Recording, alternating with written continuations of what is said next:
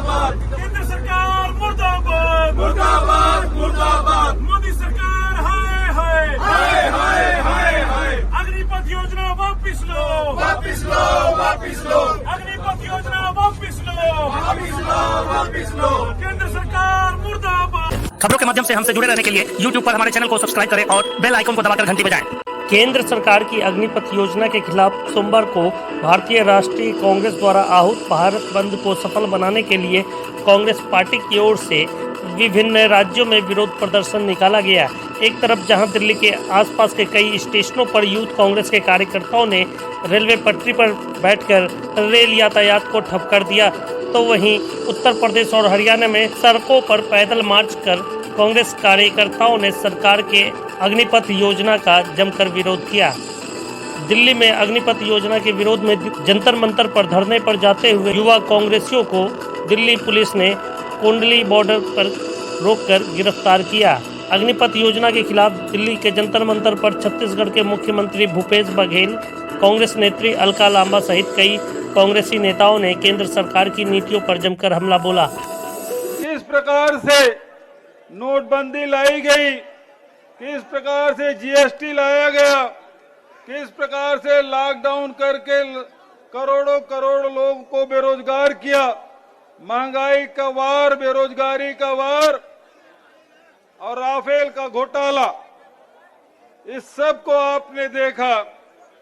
और साथियों, चाहे बेरोजगारी का मुद्दा हो, महंगाई का मुद्दा हो, चाहे कोई भी देश का ज्वलंत मुद्दा हो, एक व्यक्ति कोई आवाज उठा रहे हैं, वो श्री राहुल गांधी जी हैं। और यही कारण है कि राहुल गांधी जी की आवाज ये बंद करना चाहते हैं, कांग्रेस को कमजोर करना चाहते हैं। और इसीलिए आज ईडी के माध्यम से राहुल गांधी जी को बदनाम करने की कोशिश कर रहे हैं। आखिर आज चौथा दिन है, देश जानना चाहता है कि हो क्या रहा है। ये ईडी में राहुल जी को बुलाया क्यों गया? वो नेशनल हेराल्ड जिसकी स्थापना पंडित जवाहरलाल नेहरू, सरदार वल्लभ भाई पटेल, महर्षि टंडन, रफी अहमद किदवई, इन सब ने मिलकर स्थापना की थी। और देश की आजादी की लड़ाई में नेशनल हेराल्ड का बहुत बड़ा भूमिका रहा है। ऐसे अखबार जिसके आजादी की लड़ाई में भूमिका रही, वो अखबार आर्थिक रूप से कमजोर हो चुका था, कर्जे में लग चुका था। करोड़ों करोड़ कांग्रेस के और आम जनता की भावना थी कि नेशनल हेराल्ड जारी रहना चाहिए। उस भावना का सम्मान करते हुए कांग्रेस पार्टी ने नेशनल हेराल्ड को 2002 से 100 किस्तों में 90 करोड़ का कर्ज दिया। और नेशनल हेराल्ड जो कांग्रेस की विचारधारा से चलती है, राष्ट्रीय भावनाओं से राष्ट्रीयता को एक राष्ट्र बनाने में भूमिका रही है, उसको जीवित रखने के लिए कांग्रेस ने मदद कर दी, ऋण दे दिया, तो कोई अपराध नहीं किया। लेकिन ये अंग्रेज जिन्होंने नेशनल हेराल्ड पे पाबंदी लगाई थी, उन्हीं के समर्थक, उन्हीं के मानने वाले, फूट डालो राज करो की नीति पे चलने वाले लोग आज उसके माध्यम से 4 दिन से पेशी में बुला रहे हैं। यदि भाई भाई को मदद करे, बाप बेटे को मदद कर दे, तो अपराध नहीं होता, वो मनी लॉन्ड्रिंग की श्रेणी में नहीं आता, सरल शब्दों में मैं कहूं तो। लेकिन 4 दिन से पूछ रहे हैं। मैं तो ये मांग करता हूं ईडी से और केंद्र सरकार से, क्योंकि लगातार उनके मंत्री ईडी क्या पूछ रही इसके बारे में वो जनता से बता रहे हैं। मैं तो सीधा कहता हूं ईडी कार्यालय में कैमरा लगा दिया जाए और उसका लिंक सभी मीडिया हाउस को दे दिया जाए, पूरा देश देखे कि ईडी पूछ क्या रही है और राहुल जी जवाब क्या दे रहे हैं।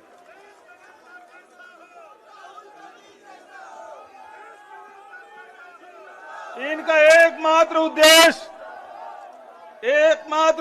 उस आवाज को बंद कर देना चाहते हैं जो आवाज देश के दबे कुचले शोषित पीड़ित लोगों की आवाज बन गई है। वो आवाज कभी किसानों के लिए बुलंद होता है, कभी नौजवानों के लिए, कभी दलितों के लिए, कभी आदिवासियों के लिए। हर वो समय जब भारतीय जनता पार्टी केंद्र की सरकार गलत करती है तो एक आवाज उठती है, उस आवाज का नाम है राहुल गांधी। वो हमेशा ये आवाज उठाते हैं कि ये भूमि अधिग्रहण बिल वापस आपने लाया है, जो वापस ले रहे हैं वो गलत है। राहुल जी कहते हैं ये नोटबंदी है, इससे देश की अर्थव्यवस्था चौपट होगी।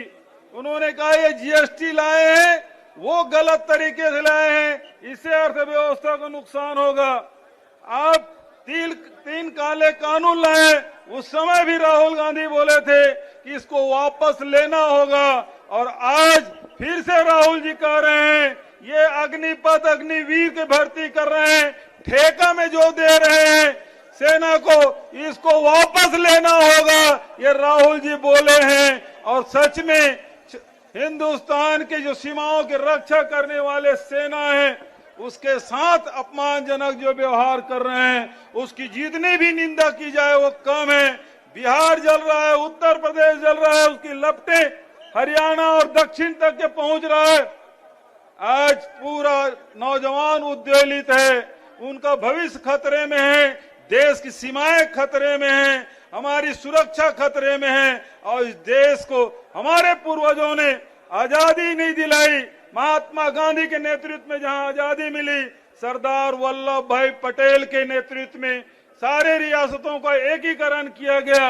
उसी गुजरात से 4 लोग निकले हैं, जिस गुजरात से महात्मा गांधी आते हैं, जिस गुजरात से सरदार पटेल आते हैं, जिन्होंने देश की आजादी और देश एकीकरण किया। उस गुजरात से 4 लोग निकले हैं, 2 बेचने वाले और 2 खरीदने वाले। इससे देश को बचाना है साथियों।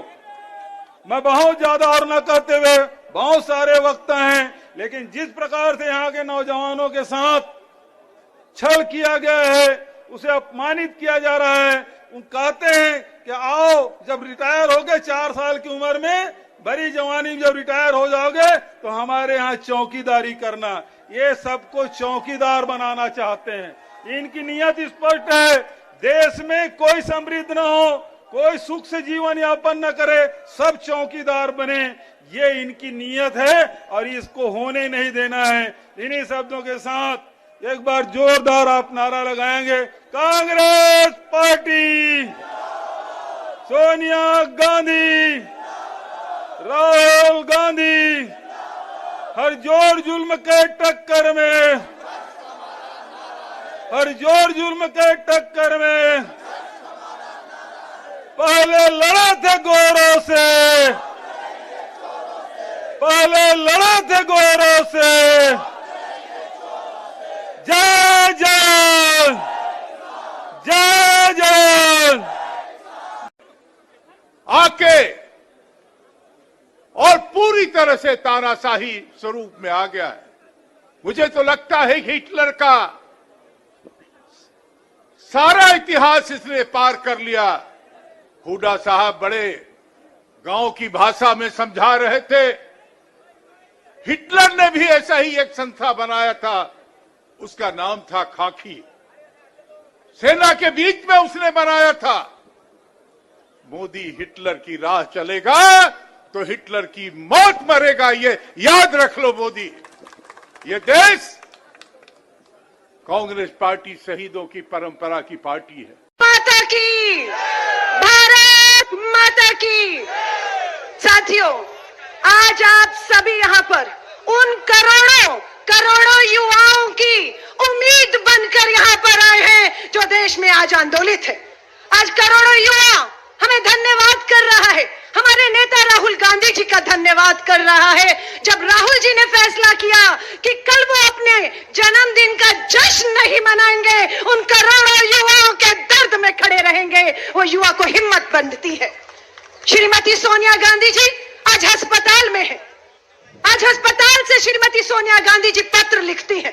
उस पत्र ने भी करोड़ों युवा जो आंदोलित हैं, एक उम्मीद जिंदा की कि सोनिया गांधी जी ने कहा है कि भारतीय राष्ट्रीय कांग्रेस, उसका एक एक शीर्ष नेतृत्व जो मंच पर है, सत्याग्रह करेगा, आपके साथ खड़ा है जब तक अग्निपथ योजना को वापस नहीं लिया जाता। सोनिया गांधी जी ने उनसे शांति की अपील की है।